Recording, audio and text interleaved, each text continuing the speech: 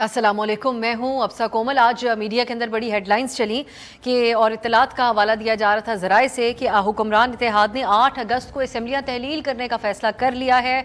इस पर थोड़ी देर पहले वफाकी वज़ीर इत्तलात मरियम औरंगज़ेब साहिबा ने वजाहत देते हुए कहा कि तहलील की जो तारीख है इसके ऊपर कोई बाज़ाब्ता किस्म का फैसला नहीं हुआ। PDM और इत्तेहादी जमातों की मुशावरत से फ़ाइनल जो ऐलान होगा उसका बाज़ाब्ता ऐलान किया जाएगा।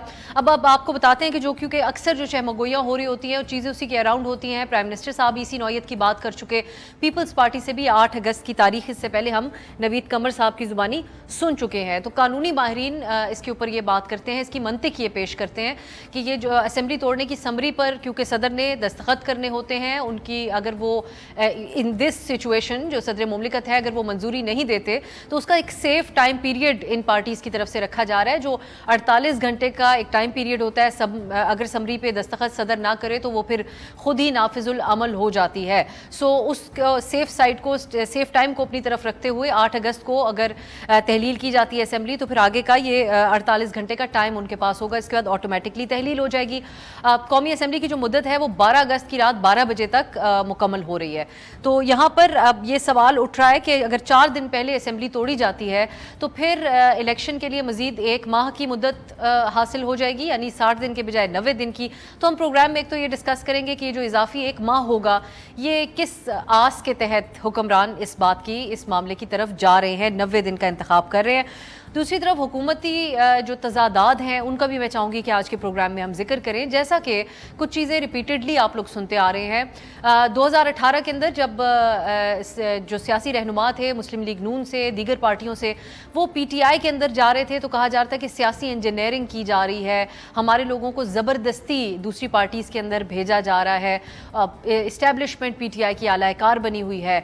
लेकिन अब जो लोग PTI कर छोड़ कर जा रहे हैं, कोई किंग्स पार्टीज़ बन रही हैं, एक पंजाब से बनी है खैबर पख्तूनख्वा से, तो उस पर हुकूमती पार्टीज़ कहती हैं कि ये लोग अपनी ज़मीर के मुताबिक फ़ैसले कर रहे हैं, पार्टी से निकल रहे हैं और इकट्ठे हो रहे हैं।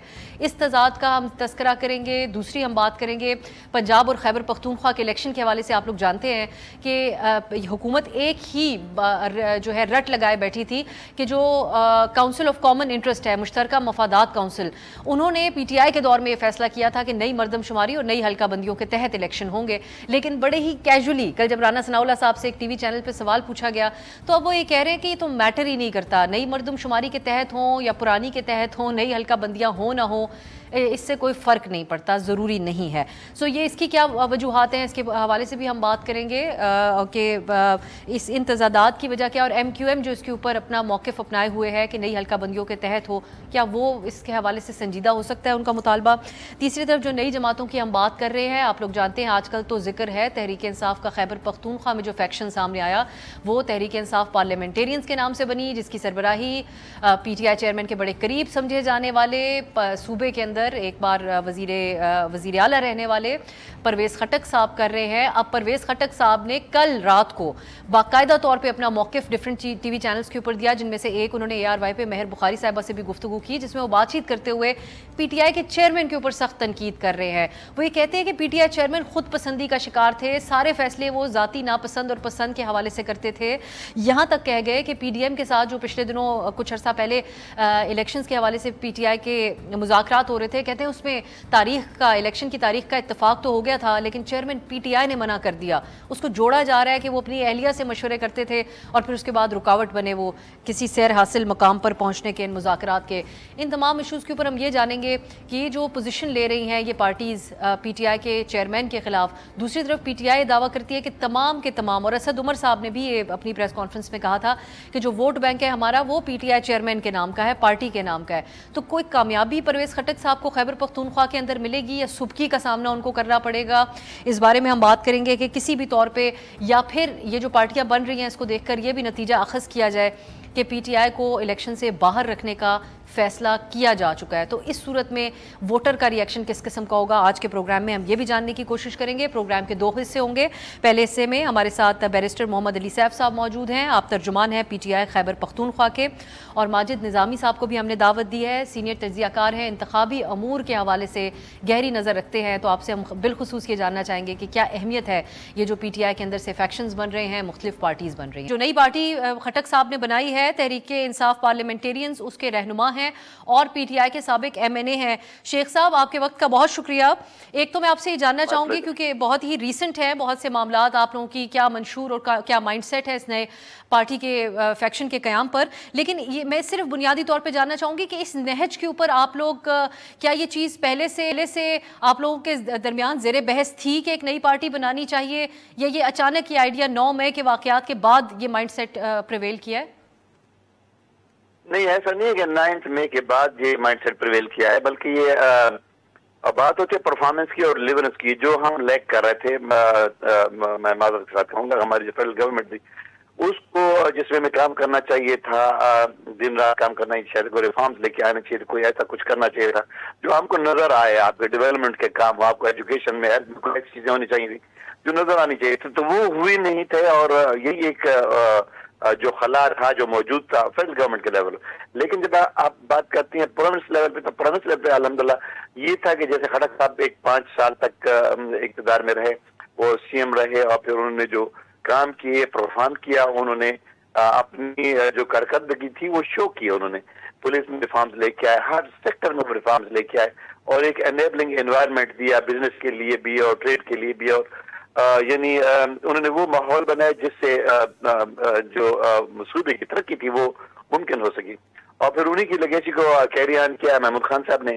तो हम अपनी जो एक हाल मार्क है ना, वो है हमारे प्रोविंस की जो परफॉर्मेंस है, वो हमारा हाल मार्क है। हम कहते हैं कि हम फेडरल गवर्नमेंट के लेवल पे भी ऐसा होना चाहिए कि परफॉर्मेंस होनी चाहिए, सिर्फ बात नहीं होनी चाहिए। तो ये एक चीज थी जिसकी बुनियाद यहाँ आम जानने वाला जो मामलात को है वो ये सोचता होगा कि पार्टी लीडर जो यहाँ विफाक में बैठे हुए थे या प्राइम मिनिस्टर थे उस टाइम, वो कैसे डेवलपमेंट के काम में रुकावट बन सकते थे। ये पहली जिम्मेदारी तो सूबे के वजीर आला महमूद खान, जो अब आपकी नई पार्टी के सरकर्दा रहनुमाओं में शामिल हैं, उनके ऊपर नहीं आती थी। अगर इनकॉम्पिटेंस का इल्जाम लगता था वो तो महमूद खान साहब के ऊपर बराह रास्त लगता था। नहीं, ऐसा तो मेरे ख्याल में नहीं है। मैं आपसे सुन रहा हूँ पहली दफा। महमूद खान साहब ने तो बड़े जबरदस्त तरीके से अपने सूबे में जो काम किया, डेवलपमेंट के काम थे उनके, वो अपने उस जो लेगेसी को खटक साहब ने जो कायम की थी उसको उन्होंने आगे कैरी ऑन किया। उन्होंने तो बड़े जबरदस्त परफॉर्मेंस दी है। मेरी बात जो मैं कर रहा हूँ ना, जो हमारी लैकिंग थी वो फेडरल गवर्नमेंट के लेवल पे थी। फेडरल गवर्नमेंट के लेवल पे मैं आप क्या बताऊँ, आप खुद जानती है कि पाकिस्तान में कुछ ऐसा हमने नहीं किया जिसको हम ये कहें कि हमारा एक बड़ा काम था डेवलपमेंट के हवाले से, कि जो नजर आए, जो इंफ्रास्ट्रक्चर के हिसाब से नजर आए, जो कुछ ये हो कि जो रिफॉर्म हम लेके आए कि आगे आपको वो बेनिफिट कर सके आपकी ओवरऑल कंट्री लेवल पे। तो जहाँ तक सूबे का था वो तो आपको मैंने अर्ज किया कि वो जबरदस्त था, बट हमारी टीम कमजोर थी फेडरल गवर्नमेंट के लेवल पे। उसमें कुछ लोग ऐसे थे जिनका कोई एक्सपोजर भी नहीं था, और कुछ भी उनका एक्सपोजर नहीं था। जब उनको ह्यूज मिनिस्ट्रीज दी गई तो उन्होंने क्या करना था वो सबके सामने है। नहीं शेख साहब, फिर वो फेडरल लेवल के ऊपर जब आप बात कर रहे हैं तो वो परवेज खटक साहब की कल की जो गुफ्तगू थी वो कहीं ना कहीं घूम फिर के फर्द वाहिद जो PTI के चेयरमैन हैं उनके हवाले से थी। तो आप भी फर्द वाहिद PTI चेयरमैन को इसका जिम्मेदार समझते हैं, या उनके आसपास और लोगों को भी, या ओवरऑल जिस किस्म का एक निज़ाम चल रहा था उसी को आप समझते हैं कि उसमें इनकॉम्पिटेंस थी और जो है फुकदान था समझबूझ का? देखिए, मैं जब फेडरल गवर्नमेंट की बात आती है तो पूरी टीम उसमें शामिल होती है। जो डिसीजन मेकर्स थे वो जो right person on the right job नहीं था, तो फिर उसका नतीजा तो ये होना था जो हमारे सामने आए। डेवलपमेंट का कोई काम हमारे सामने नहीं है, खाली बातें होती रही। तो ये था कि हम इस सोच में बैठे हुए थे कि हमें कोई 10 साल का टाइम मिल रहा है और फिर हम काम करेंगे, आज ना सही, कल नहीं, परसों सही। ऐसा नहीं होता। आपको तो एक दिन का भी नहीं इंतजार करना चाहिए। आप बैठे दूसरे दिन, अब मैं आपको ये नहीं कि इनको तारीफ कर रहा हूँ PDM की, लेकिन ये कि कोई एक जो फार्मूला होता है वो सेट करके तो आप आए। आप कल को ना देखें भाई, आज आप डिलीवर करना शुरू कर दें, आप प्रोग्राम बनाए, अपनी पॉलिसी बनाए, तो मीडियम रेंज, कोई शॉर्ट टर्म, कोई लॉन्ग टर्म पॉलिसी, कुछ आप आवाम को वो दें कि हाँ भाई हमने ये काम शुरू कर दिया है। तो ये चीजें जो है ना हम लैक कर रहे थे डेवलपमेंट के हवाले से। शेख साहब अगर आप मेरे साथ ही रहिए, मेरी दरख्वास्त होगी, मुझे बैरिस्टर सैफ साहब ने ज्वाइन किया। बैरिस्टर साहब, अभी हम बात कर रहे हैं याकूब शेख साहब से, अभी वो भी रिसेंटली पार्लियामेंटेरियंस तहरीक इंसाफ हुए हैं और एक लंबी फहरिस्त उन्होंने अभी हमें बयान कर दी है कि सांस में कि फेडरल लेवल के ऊपर इनकॉम्पिटेंस थी, फुकदान था डेवलपमेंट के काम उस तरीके से नहीं हो पा रहे थे। परवेज खटक साहब ही थे जो पार्टी को खैबर पख्तूनख्वा की हद तक चला रहे थे। तो ये तो वो सारे दावों की नफी नहीं कर रहे इनके बयानात, क्योंकि ये आपके साथ सिस्टम के अंदर बैठे हुए थे कि खैबर पख्तूनख्वा में तो सबसे पॉपुलर पार्टी पीटीआई है और वो भी सिर्फ पार्टी चेयरमैन और पार्टी के इंतखाबी निशान की वजह से।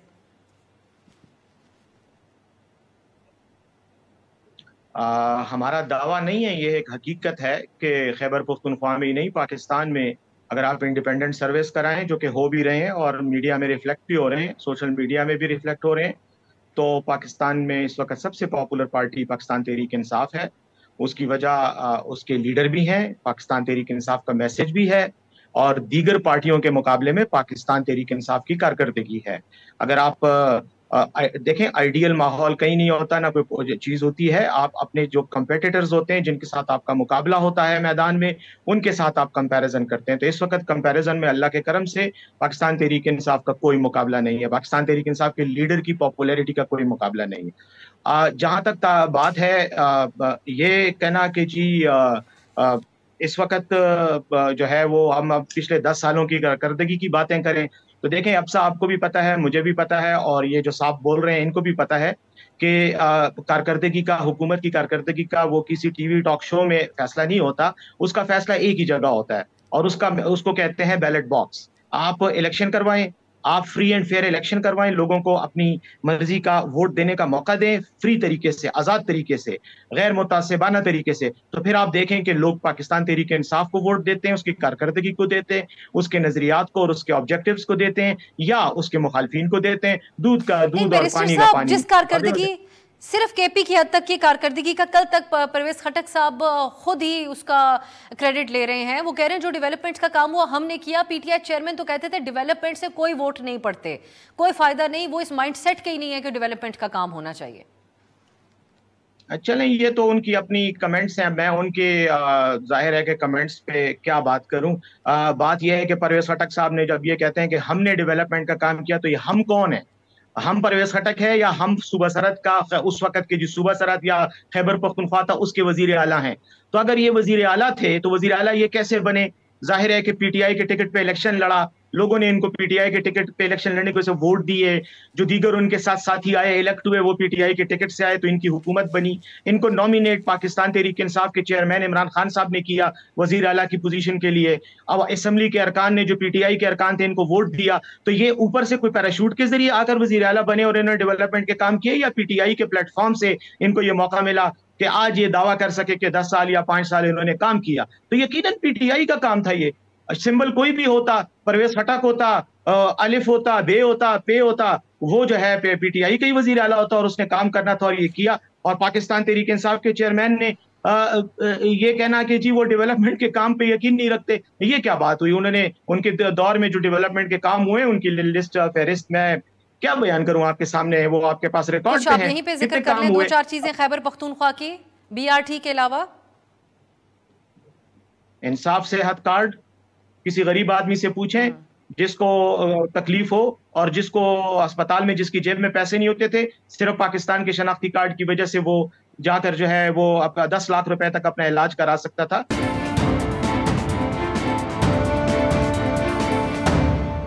याकूब शेख साहब, मैं ये जो बात की है बैरिस्टर सैफ साहब ने, और क्योंकि ये अब ऑन रिकॉर्ड है, आप लोग दोनों पार्टीज एक दूसरे के खिलाफ ये पॉइंट ऑफ व्यू तो अपना चुके हैं, परवेज खटक साहब खुलकर। शेख साहब, अगर प्राइम मिनिस्टर की सरपरस्ती ना होती तो ये तो बात कहने में बैरिस्टर साहब हक बजानिब हैं कि फिर ये प्रोजेक्ट्स कैसे हो सकते थे? ये भी क्वेश्चनेबल है, जिसका मुकम्मल तौर पर क्रेडिट ले रहे हैं खटक साहब। एक तो BRT वो जिस तरीके से मुकम्मल हुआ वो एक अलग कहानी है, और स्वाद मोटरवे के हवाले से भी वो बात करते हैं, उस पर भी मुख्तलिफ पॉइंट ऑफ व्यू पाया जाता है। लेकिन अगर प्राइम मिनिस्टर ना चाहता तो कैसे करते?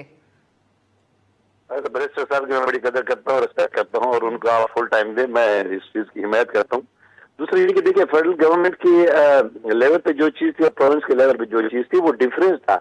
आपके पास 2 प्रोविंसेस थे, आपके पास पंजाब भी था, आपके पास KP भी था।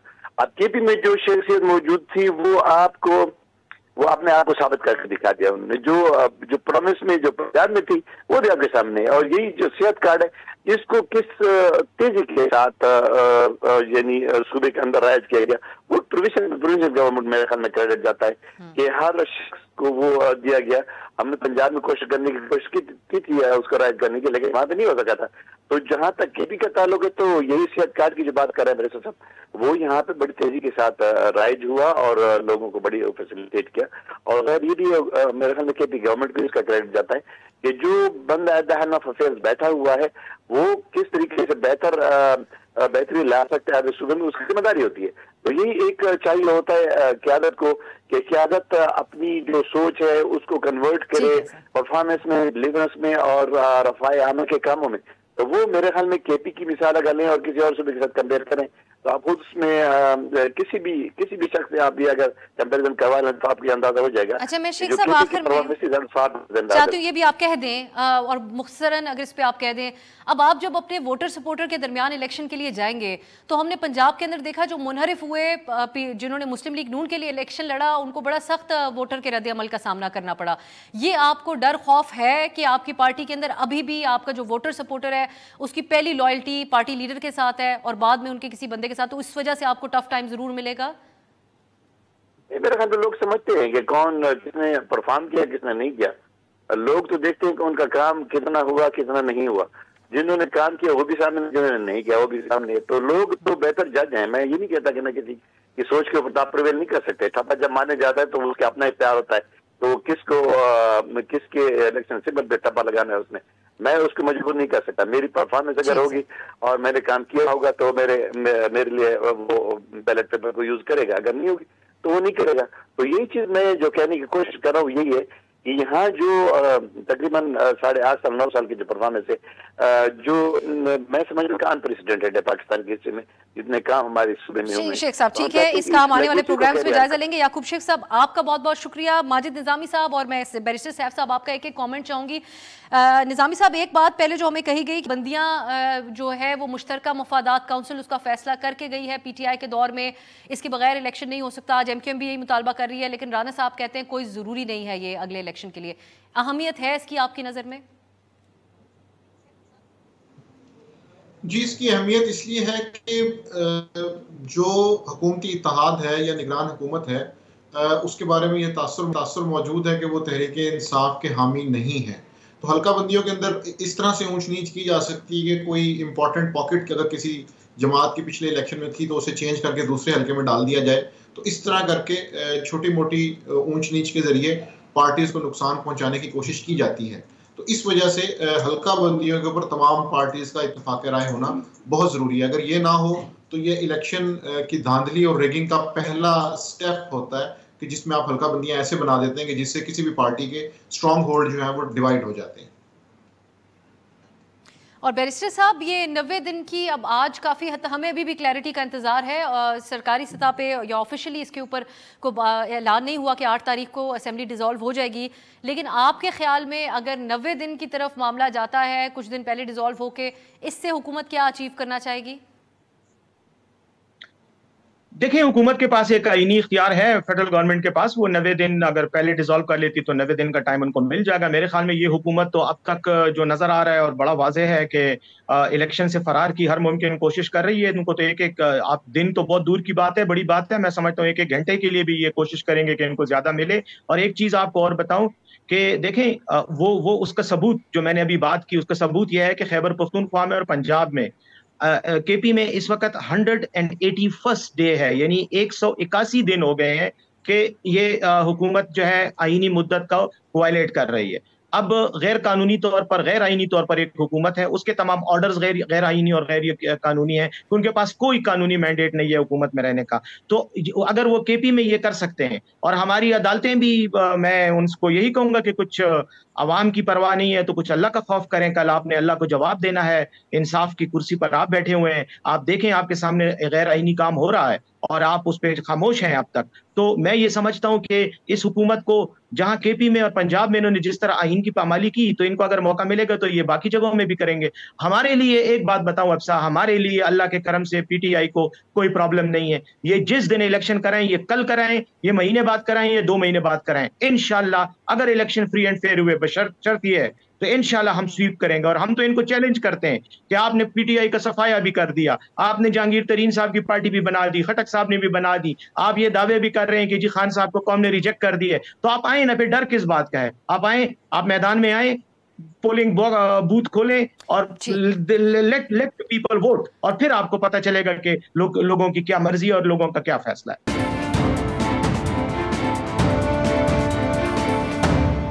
कल तक की हद तक तो ये कहा जा रहा था, और उसकी भी बड़ी डेफिनेशंस होती हैं पीटीआई के लोगों के पास कि जो वोट है, जैसा कि मैंने इब्तदाई में जिक्र किया, असद उमर साहब ने जो प्रेस कॉन्फ्रेंस की थी उसमें उन्होंने भी यही कहा था कि मेरा एक वोट भी अपना नहीं है, पार्टी लीडर का है, पार्टी के इंतखाबी निशान का है। तो आप समझते हैं कि ये एक धचका है पीटीआई के लिए खैबर पख्तूनख्वा में परवेज़ खटक साहब का न सिर्फ एक पार्टी बनाना बल्कि ये बहुत बड़े दावे करना? इसमें मैं ये समझता हूँ कि खैबर पख्तूनख्वा में तहरीक इंसाफ की जीत में 2 इम्कानात मौजूद थे। एक तो ये था कि उसमें तहरीक इंसाफ का और उनके वोटर्स का जोश और खरोश और जज्बा था, जिसकी वजह से उन्हें 2018 में कामयाबी मिली।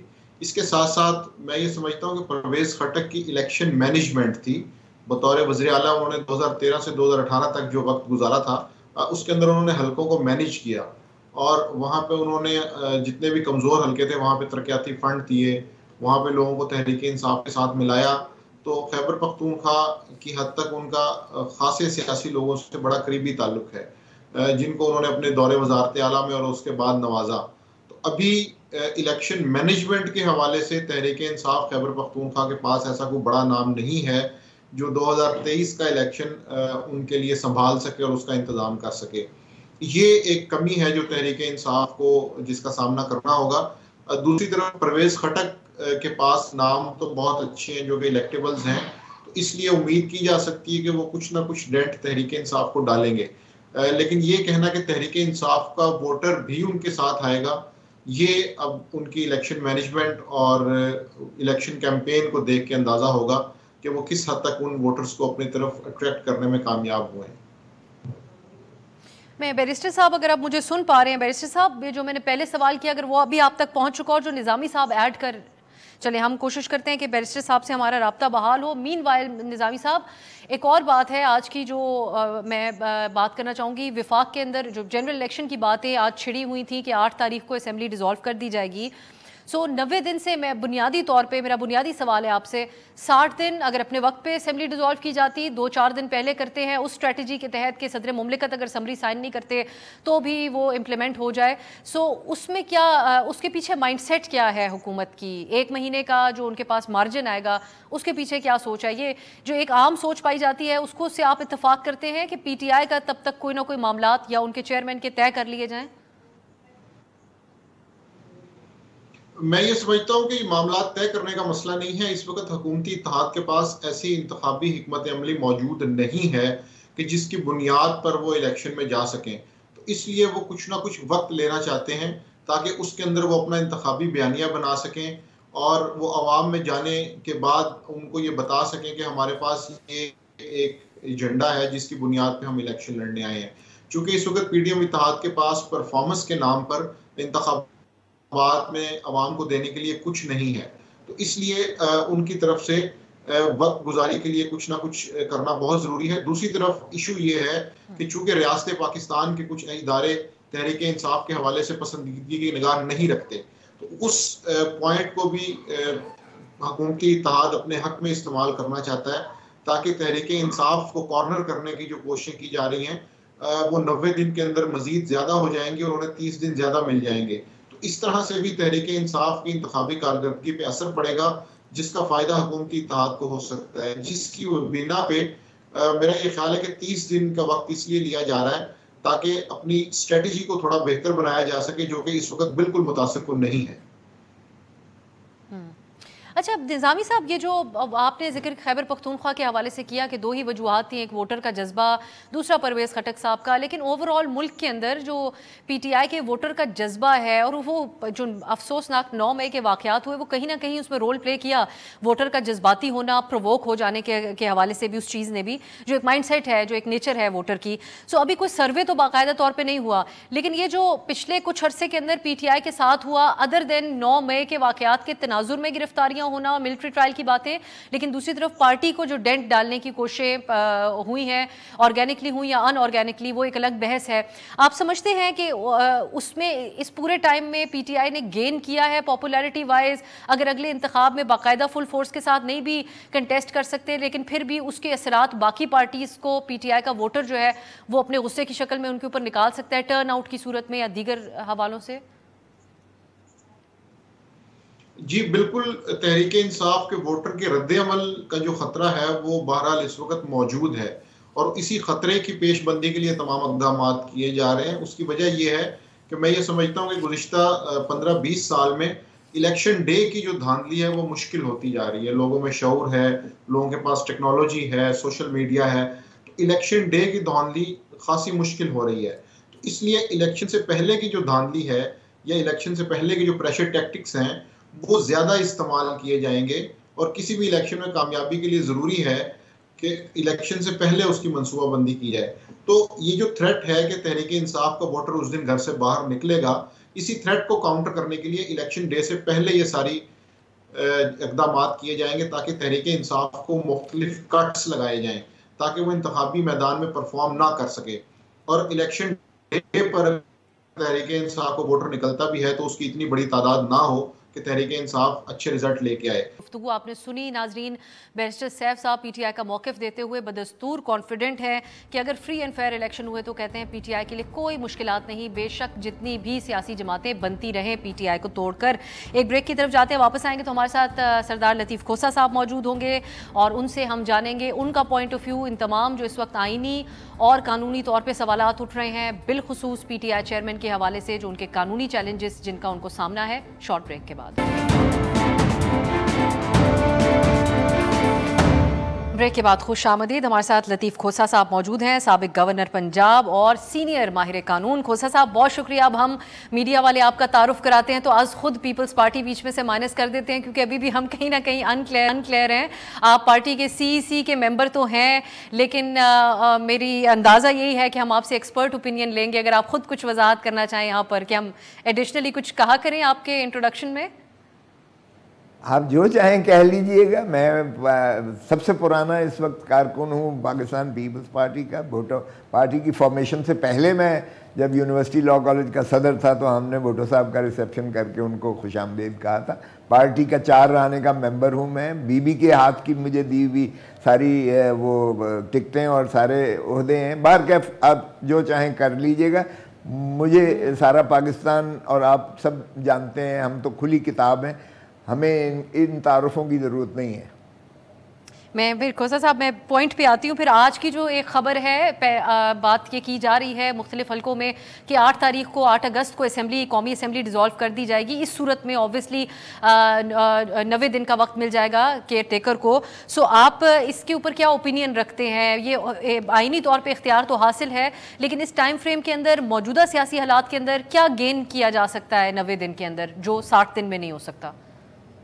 देखिए, मैं समझता हूँ अब सा ये बहुत बदकिस्मती है। देखें, हम तो मीसा के जब जमहूरियत हमने मोहतरमा रानी शहीद बेनज़ीर भुट्टो ने मोहतरम नवाज़ शरीफ साहब के साथ मई 2006 में मुंजबित किया था, तो उसमें हमने यही कहा था कि हुकूमतें अपना अपना असम्बलियाँ जो है 5 साल म्याद पूरा करेंगी और हम मस्बत सियासत करेंगे। पाकिस्तान नफ़रतों का मुतहम्मिल नहीं है, कोई इंतकामी कार्रवाई एक दूसरे के ख़िलाफ़ नहीं होगी। एक दूसरे से माज़रतें भी की थी और समझ लें कि कौम से भी की थी। तो हमारा तो पिछला देखें आप, 2008 में हमने ली तो 2008 से 5 साल हमने पूरे किए।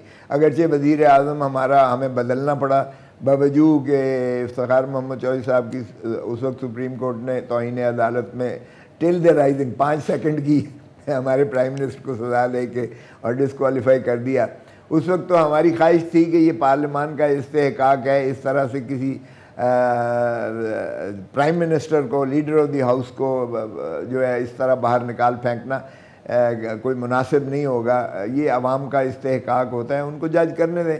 मगर उस वक्त मोहतरम नवाज शरीफ साहब जो काला कोट पहन के पहुंच गए थे और उन्होंने कहा नीचे उतरो, नीचे उतरो, बनाना रिपब्लिक नहीं बनेंगे, जो सुप्रीम कोर्ट के फैसले नहीं मानते हैं हम उस जो है हुकूमत को नहीं चलने देंगे, नहीं रहने देंगे, वगैरह वगैरह। और हमने वो कन्फ्रंटेशन लेने की बजाय राजा परवेज़ अशरफ साहब को प्राइम मिनिस्टर बना के 5 साल पूरे की। 2013 में जब आया तो 5 साल के बाद मोहतरम नवाज शरीफ साहब जीते, हमने उनको जो है सौंपा, अगरचे कोलिशन बनी लेकिन जिस तरह से वो भी चली रो पीट के आपके सामने, मगर फिर भी 5 साल पूरे किए। 2018 में 2 असेंबलियों ने पूरा किया। मोहतरम नवाज शरीफ साहब भी 5 साल पूरा ना कर सके और मोहतरम खाकान अब्बासी साहब प्राइम मिनिस्टर बने इस दौरानिए में। लेकिन उसके बाद जब मोहतरम इमरान खान साहब को दी गई तो फिर वो भी 3.5 साल से ज़्यादा ना चल पाए और फिर अब जो है अपना शहबाज शरीफ साहब प्राइम मिनिस्टर।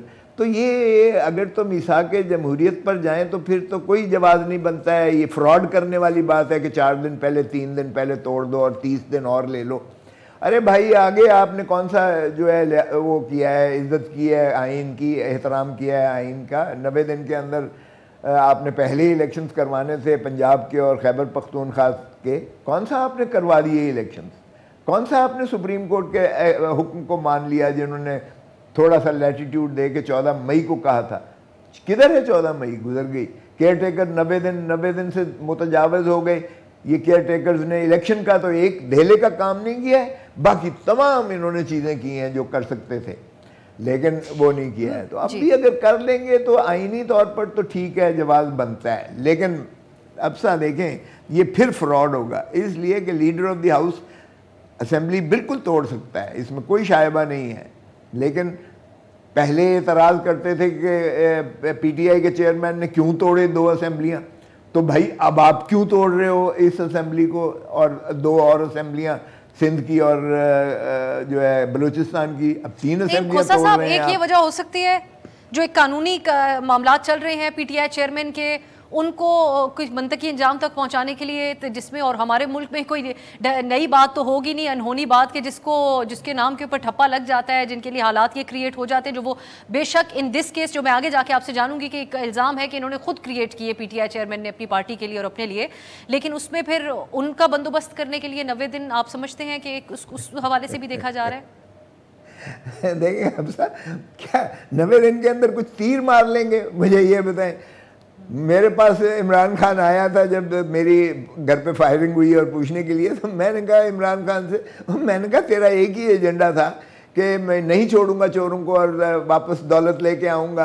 कम से कम उसकी शायबा उसका किसी को तो कोई जवाब दे बनाते तो फिर तो बात समझ आती कि आपने वाकई जो है एक जिस पर आपको वोट मिले या वोट दिलाए गए या जो भी, उसको कंट्रोवर्सी में मैं नहीं पढ़ना चाहता, लेकिन उसको तो कुछ किया जाए। और फिर वही जवाब जो अब ये जाके देंगे, ये भी मौजूदा हुकूमत पीडीएम की ये भी यही कहेगी हमें तो किसी और ने हाथ बांध रखे थे, हम कर नहीं पा रहे थे, या कोई और कर रहा था, हम नहीं कर रहे थे जो कुछ हमने किया या जो कुछ मंसूब किया जा रहा है, ये भी यही कहेंगे। इमरान खान ने भी वही बात की कि कोई और जो है वो आगे नहीं चलने दे रहा था और उसने जो है करप्शन पर एक किस्म का बैक गियर लगा दिया और कुछ करने ना दिया। तो ये ऐसा होता रहता है। लेकिन जब तक बल्ले का निशान देखें, अगर इमरान खान को ये डिसक्वालीफाई भी कर दें तो आपका क्या ख्याल है, ये 90 दिन के अंदर काम हो जाएगा? उसके बाद हाई कोर्ट है, उसके बाद सुप्रीम कोर्ट है। हमने ये केसेस देखे, कौन सा केस का फैसला मंतकी नतीजे तक पहुंचा है, सिवाय इसके कि मोहतरम नवाज शरीफ साहब को सज़ा याफ्ता हैं और उनकी अपील जो है वो डॉर्मेंट होकर दाखिल दफ्तर हो गई है इस्लामाबाद हाई कोर्ट में, और वो नाअहल भी हैं और उसके बावजूद लंदन से बैठ के भी हुक्मरानी कर रहे हैं और बैठ के दुबई इसको में लेकिन भी बैठ कोर्स के करेक्शन और लेवल प्लेइंग फील्ड का नाम दिया जाता है खोसा साहब उनकी पार्टी की तरफ से कि जो, और ये भी ये हवाला दिया जाता है कि बहुत सी आप पार्टीज पहले से ही कहते थे कि उनकी नाअहली गलत हुई तो वो कोर्स करेक्शन हो रही है, ये अल्फाज इस्तेमाल किए जाते हैं। देखें ये बड़ी बदकिस्मती है। हाँ ये देखें चेयरमैन बिलावल भुट्टो जरदारी साहब ने कमेटी बनाई थी जिसकी सरबराही मेरे पास थी, क्योंकि मैं सेक्रेटरी जनरल था पाकिस्तान पीपल्स पार्टी का, और मुझे ये यकता एजाज़ भी हासिल है कि बाबा शहीद जुल्फ़िकार अली भुट्टो की पीपल्स पार्टी 3 पीस का वहाँ वो चेयरमैन रहे हैं, नुसरत भुट्टो रही है, बेनज़ीर भुट्टो रही है, और उसके बाद मैं रहा हूँ सरबराह। मैं बतौर secretary general Pakistan Peoples Party, website पे चले जाएं, 4 साल के लिए मैं सरबराह रहा हूँ, क्योंकि चेयरमैन बिलावल उस वक्त 25 साल के नहीं थे, और जब 25 साल का जो पार्लियामेंटेरियन ना मुंतखब हो सकता हो वो ओहदेदार नहीं हो सकता पार्टी का, तो इसलिए उनको ऑनररी रखा था। उसमें मेरी कमेटी बनी थी सरबराही में, फारूक नाइक हमारे नीचे थे, जो है अपना एतजाज़ आसम थे, नैयर बुखारी थे। तो हमने जो है पूरे पानामा लीग के हमने थ्रेडबेयर हमने सारे शवाहिद जो है इकट्ठे किए थे। ऑफशोर कंपनीज सारी जो है मोहतरम नवाज शरीफ, शहबाज शरीफ वगैरह, इनकी सारी हमने जो है छानबीन की थी। और फिर उसके बाद न सिर्फ ये बल्कि इसहाक डार साहब का कन्फेशनल स्टेटमेंट जिसमें उन्होंने बताया कि किस तरह मनी लॉन्ड्रिंग में करता था और किस तरह काजी फैमिली के लंदन में जो बेस्ड है उनके नाम पर बेनामी अकाउंट्स करवा के और लेयरिंग करके और फिर किस तरह उसको वाइट करते थे, और किस तरह ऑफशोर कंपनीज और पार्कलैंड के फ्लैट्स खरीदे गए, और किस तरह जो है दिलचस्प बात है खोसा साहब कि आज वो लोग दोनों खुद पार्टीज बैठकर तमाम चीज़ों के फैसले कर रही हैं, इंक्लूडिंग केयर टेकर। मेरे पास वक्त कम है, एक चीज़ और आपका कमेंट चाहूँगी।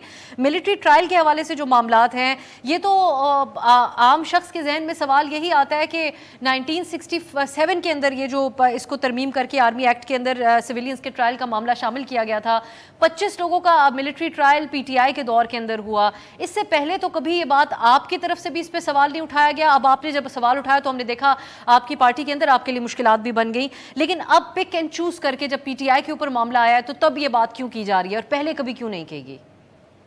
नहीं देखें, एक बात तो ये जो 67 की आप अमेंडमेंट की बात कर रही हैं, 2D की बात कर रही हैं, पहली शिक देखें, जब आप किसी को फौजी को इंस्टिगेट करते हो, बगावत पर उकसाते हो, म्यूटनी पर, तो वो आप उनकी जो है जाहिर है कि फ़ौजी के साथ आप उसको बगावत पर उकसा रहे हो, तो उसमें वो जाहिर है कि वो उसमें आ जाएगा। और या आप ऑफिशियल सीक्रेसी एक्ट की वायलेशन करके कोई इंस्टॉलेशंस की फ़ोटो करके तो आप दुश्मन को किसी को देते हो, या आप वहाँ ठेकेदार हो और उस ठेकेदारी में सिविलियन जो है वो हिस्सा होता है और उसको एक्सेस आ जाती है और वो उसको डाइवर्ज करता है और पाकिस्तान की दिफा को कमज़ोर करके उस पर जो है वो दुश्मन को फैसिलिटेट करता है। वो चीज़ें हैं जो फिर डायरेक्ट आर्मी का नेक्सस होता है आर्मी के ऑफिशियल्स के साथ, आर्मी के पर्सनेल के साथ, उनके काडर के साथ और उनकी इंस्टॉलेशंस के साथ। यहाँ तो देखिए एक सादा सिविलियन है, और फिर आप APS का जब हुआ था, ये खोसा साहब मेरे पास वैसे वक्त खत्म हो रहा है, अगर आप कि मैं आपसे इसके ऊपर आइंदा आने वाले दिनों में ज़रूर चाहूँगी बात करना। इसको सादा मामला नहीं कहा जा रहा, कि कहा जा रहा है बहुत से हवालों से तज्जिया भी इस पर पेश किया जाता है कि मुख्तलिफ हवालों से उनको इंस्टिगेट करके कुछ ऐसा ही करने की कोशिश करवाई गई थी। लेकिन आने वाले दिनों में आपसे इसके ऊपर ज़रूर बात होगी। बहुत शुक्रिया लतीफ़ खोसा साहब, उन्होंने ऑफिशियल सीक्रेट एक्ट की बात की, तो इस पर खबर ये है कि FIA भी अब साइफर का जो मामला है उसकी तहकीकात करेगा। तो क्या PTI चेयरमैन के लिए मजीद मुश्किलात बनेंगी, इस पर आने वाले दिनों में बात होगी। इजाज़त दीजिए, खुदा हाफिज़।